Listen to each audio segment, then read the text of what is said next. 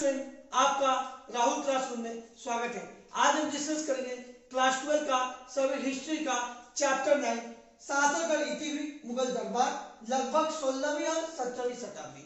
मैंने इसमें 3 वीडियो बना दी है, जिन्होंने नहीं देखा है लिंक डिस्क्रिप्शन में जाकर देख ले। तो चलिए स्टार्ट करते हैं। तो मुगल पांडुलिपियां और अंग्रेजी शासन। तो अंग्रेजों ने भारतीय इतिहास को समझने के लिए उनसे संबंधित सारी पांडुलिपियों का अध्ययन किया था। तो चलिए देखते हैं, अंग्रेजों ने भारत के इतिहास को और बेहतर ढंग से समझने के लिए भारतीय इतिहास से संबंधित पांडुलिपियों का अध्ययन किया था। इसी दौर में 1784 में विलियम जॉन्स ने एशियाटिक सोसाइटी ऑफ बंगाल की स्थापना की और इस सोसाइटी ने कई भारतीय पांडुलिपियों का समापन, प्रकाशन और अनुवाद किया। और साथ ही साथ 20वीं शताब्दी की शुरुआत में हेनरी और बेवरिज द्वारा अकबरनामा का अंग्रेजी में अनुवाद किया। कब किया गया अकबरनामा का अंग्रेजी में अनुवाद?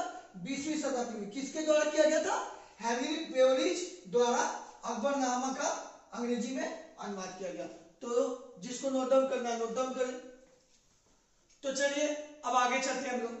मुगल साम्राज्य की धार्मिक स्थिति। तो 1563 ईस्वी में अकबर ने तीर्थ यात्रा कर समाप्त किया था।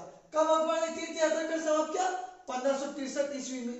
इसके बाद 1564 ईस्वी में अकबर ने जजिया समाप्त किया। तो कब अकबर ने जजिया समाप्त किया?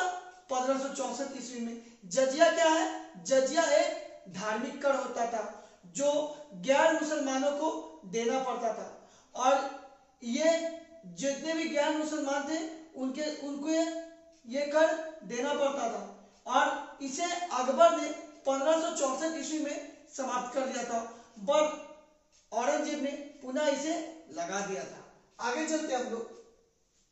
सभी मुगल बादशाहों ने उपासना स्थलों के निर्माण व रखरखाव के लिए अनुदान दिए। साथ ही साथ यहाँ तक कि युद्ध के दौरान जब मंदिरों को नष्ट कर दिया जाता था तो बाद में उसकी मरम्मत के लिए अनुदान जारी किए जाते थे। ऐसा हमें शाहजहां एवं औरंगजेब के शासनकाल में पता चलता है। तो जिसको नोट डाउन करना नोट डाउन करें। चलिए अब आगे चलते हैं। अब मुगल दरबार के बारे में हम लोग पढ़ेंगे। तो इतिवृत्तों द्वारा मुगल दरबार के बारे में महत्वपूर्ण जानकारियां प्राप्त होती है। इसी में हम बादशाह के बारे में पहले पढ़ते हैं। तो बादशाह मुगल शासन केंद्र में होता था, पूरा शासन उसी के नाम पर चलाया जाता था। साथ ही साथ मुगल दरबार के अंदर बादशाह के प्रिय लोग शामिल हुआ करते थे। यह बादशाह के सलाहकार होते थे, सेनापति या नीति निर्धारक हुआ करते थे। किसी भी व्यक्ति के आसन बादशाह के सिंहासन से दूरी के अनुसार उस व्यक्ति की हैसियत का निर्धारण होता था। आगे चलते, यानी कि जो व्यक्ति बादशाह के पास बैठता था वो बादशाह का अधिक प्रिय होता था एवं उसका कद ऊंचा होता था। तो जिसको नोट डाउन करना है नोट डाउन करें। चलिए अब आगे चलते हैं। दरबार में बोलने और बैठने के नियम निर्धारित थे। कोई भी व्यक्ति बादशाह के सिंहासन पर बैठने के बाद अपनी जगह से जा नहीं सकता था। अगर मान लीजिए कोई भी व्यक्ति अगर बादशाह बैठ गया उसके बाद अगर वो उठकर जाता है तो वो दंड का पात्र होता था। उसे उल्लंघन करने के कारण दंड दिया जाता था। तो यही बात लिखा हुआ, अगर कोई भी इन नियमों का उल्लंघन करता था तो उसे दंड दिया जाता था। इसके बाद अभिवादन के तरीके के बारे में बात करते हैं। तो मुगल काल में अभिवादन के तरीके के अनुसार व्यक्ति की हैसियत का पता चलता था। उस समय मुख्य रूप से 3 प्रकार से अभिवादन किया जाता था। तो पहला सजदा देखते हैं, यानी दंडवत लेटना। तो इसमें व्यक्ति घुटनों पर बैठकर सिर को जमीन से छुआकर प्रणाम करते थे। तो जिसको नोट डाउन करना है नोट डाउन करें। चलिए अब आगे चलते हैं। अभी तक मैंने बात किया था कि अभिवादन करने के 3 तरीके थे। पहला सजदा मैंने बता दिया अभी आपको। अब आगे चलते 4 किस्म की बात करते हैं। इसकी शुरुआत शाहजहां द्वारा की गई थी। इसमें घुटनों के बल बैठकर हाथ सामने की ओर करके अभिवादन किया जाता था और जमीन बोसी ये तीसरा अभिवादन था। इस अभिवादन के तरीके अनुसार व्यक्ति घुटनों पर बैठकर जमीन को चूमते थे और सामने वाले व्यक्ति को नमन करते थे। तो जिसको नोट डाउन करना नोट डाउन करें। चलिए अब आगे चलते हैं हम लोग। अब बादशाह का दिन के बारे में बात करते हैं, मतलब बादशाह का दिन कैसे उसकी शुरुआत होती थी। तो चलिए, बादशाह का जीवन की शुरुआत सूर्योदय के समय की कुछ धार्मिक प्रथाओं से होती थी। इसके बाद वह झरोका दर्शन देता था, पूर्व की ओर मुंह करके, मतलब पूर्व की ओर मुंह करके वो झरोका दर्शन देता था। अकबर द्वारा शुरू किए गए झरोका दर्शन का उद्देश्य जन विश्वास के रूप में शाही सत्ता को स्वीकृति व विस्तार देना था। अब आगे हम लोग चलते हैं दीवाने आम के बारे में। दीवाने आम था क्या? तो दीवाने आम में जो बादशाह थे वो एक सार्वजनिक सभा करते थे जिसमें वो लोगों की परेशानियों को सुना करते थे, और ये सभा कम से कम 2 घंटे की होती थी, और इसमें क्या क्या काम हुआ है उसके बारे में विवरण भी दिया जाता था। तो चलिए देखते हैं। यहाँ पर सामान्य जनता की समस्याओं को सुनकर उनका हल किया जाता था। राज्य के सभी अधिकारी अपनी कार्य संबंधी रिपोर्ट इसी सभा में प्रस्तुत करते थे।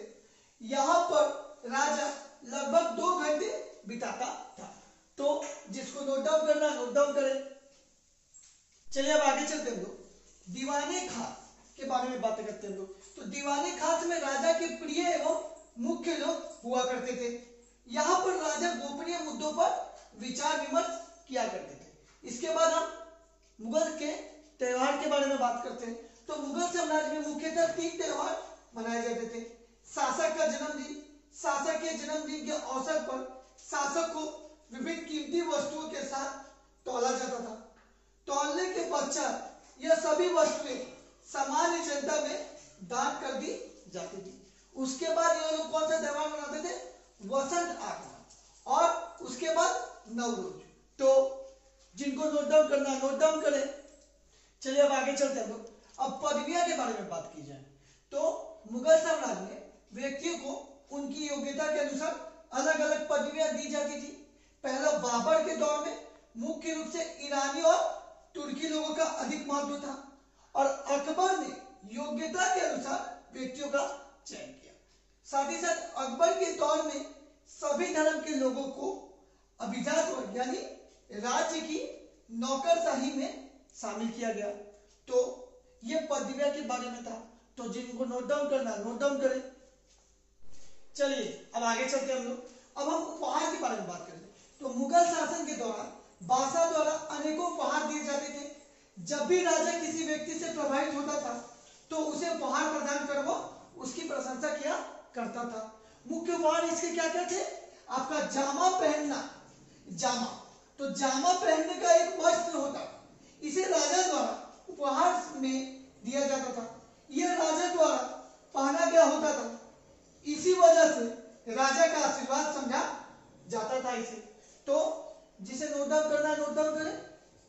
चलिए अब आगे चलते हैं हम लोग। अब हम लोग आगे देखेंगे उपहार में क्या था? एक सरप्पा भी था, सर से पांव तक। इस उपहार के 3 हिस्से हुआ करते थे, जामा, पगड़ी और पटका। कभी कभी राजा द्वारा रत्न जड़ित आभूषण भी उपहार में दिए जाते थे। कुछ विशेष परिस्थितियों में बादशाह कमल की मंजीराओं वाला रत्न जड़ित उपहार के रूप में दे दिया करता था। तो यह सरप्पा है, और मैंने आपको इससे पहले जो उपहार था वो भी बता दिया और ये भी बता दिया। तो जिनको नोट डाउन करना है नोट डाउन करें। चलिए अब आगे चलते हैं हम लोग। अब शाही परिवार के बारे में बात करते हैं। तो इसमें हरम शब्द का प्रयोग मुगलों की घरेलू दुनिया की ओर संकेत करने के लिए होता है। यह फारसी शब्द से निकलता है जिसका अर्थ है पवित्र स्थान। इसमें शामिल थे बादशाह की पत्नियां, उपपत्नियां, उनके नजदीकी व दूर के रिश्तेदार, महिलाएं तथा बच्चे। महिलाएं परिचारिकाएं तथा गुलाम भी होती थी इसमें हरम में। बहुविवाह प्रथा शासक वर्गों में व्यापक रूप से प्रचलित थी। राजपूतों एवं दोनों के लिए विवाह राजनीतिक संबंध बनाने का एक तरीका था। मतलब पहले मुगल राजपूतों से विवाह करते थे और अपना राजनीतिक संबंध को बनाने की कोशिश करते थे, क्योंकि उन्हें पता था कि अगर उनको कोई टक्कर दे सकता है तो वो राजपूत ही थे, तो वो राजपूतों को मिलाकर रखना चाहते थे। इसलिए वो एक विवाह करते थे उनके घरों से, या उनके घर से उनके घर में विवाह होता था, जिससे कि उनका राजनीतिक संबंध बना रहे। आगे चलते हम। बेगम मुगल परिवार में शाही परिवार से आने वाली स्त्रियां थी। यहाँ देखिए आगा मुगल परिवार में आने वाली स्त्रियां थी जिनका संबंध शाही या कुलीन परिवार से नहीं था। तो आगा जो थी उनका संबंध जो था वो शाही और कुलीन परिवार से नहीं होता था। तो जिसको नोट डाउन करना है नोट डाउन करें। चलिए अब आगे चलते हैं हम लोग। मेहर जो था वो जिसको दहेज बोलते हैं शाही परिवार से अत्यधिक मात्रा में आता था। स्वाभाविक था कि हरम में बेगमों का सम्मान आगा की तुलना में अधिक था। आगा की तुलना में बेगमों का जो सम्मान था वो अधिक था। नूरजहां के बाद मुगल रानियों और राजकुमारियों ने महत्वपूर्ण वित्तीय स्रोतों पर नियंत्रण रखना शुरू कर दिया। शाहजहां की पुत्रियों जहां आरा और रोशन आरा को ऊंचे शाही मनसबदारों के समान वार्षिक आय होती थी। जहां आरा के सूरत के व्यापार से भी राजस्व प्राप्त होता था। तो जिसको नोट डाउन करना है नोट डाउन करें। चलिए आगे चलते हैं। अब मुगल अभिजात वर्ग के बारे में बात करेंगे। तो अभिजात वर्ग में भर्ती विभिन्न जातीय तथा धार्मिक समूह से होती थी। मतलब सब समूह से उन लोगों को लिया जाता था। जो भर्ती होती थी वो सब समूह से होती थी, सब जातियों से हो जाती थी। ऐसा नहीं कि सिर्फ मुस्लिम वर्ग ही थे, बाकी और दूसरे वर्गों से भी लोगों को लिया जाता था। इससे वह सुनिश्चित हो जाता था कि कोई भी दल इतना बड़ा ना हो कि राज्य की सत्ता को चुनौती दे सके। आगे चलते मुगलों के अधिकारी वर्ग गुलदस्ते के रूप में वर्णित किया जाता था, अर्थात जो वफादार से बादशाह के साथ जुड़े हुए थे। आगे चलते हम लोग। प्रारंभ में तुरानी व ईरानी अभिजात अकबर की शाही सेवा उपस्थित थे। 1507 ईस्वी के बाद राजपूतों व भारतीय मुसलमान यानी शेख जादाओं ने शाही सेवा में प्रवेश किया। इसके बाद आपका सेवाओं में आने वाला प्रथम राजपूत मुखिया आमेर का राजा शासक कछवा था, जिसकी पुत्री से अकबर ने विवाह किया था। तो जिसको नोट डाउन करना है नोट डाउन करें। चलिए अब आगे चलते हम लोग। मुगल अभिजात वर्ग में आगे बात करेंगे। जहांगीर के शासन में ईरानियों को उच्च पद प्राप्त हुए। नूरजहां जो जहांगीर की प्रिय पत्नी थी वो कौन थी? ईरानी थी। औरंगजेब ने राजपूतों को उच्च पद पर नियुक्त किया।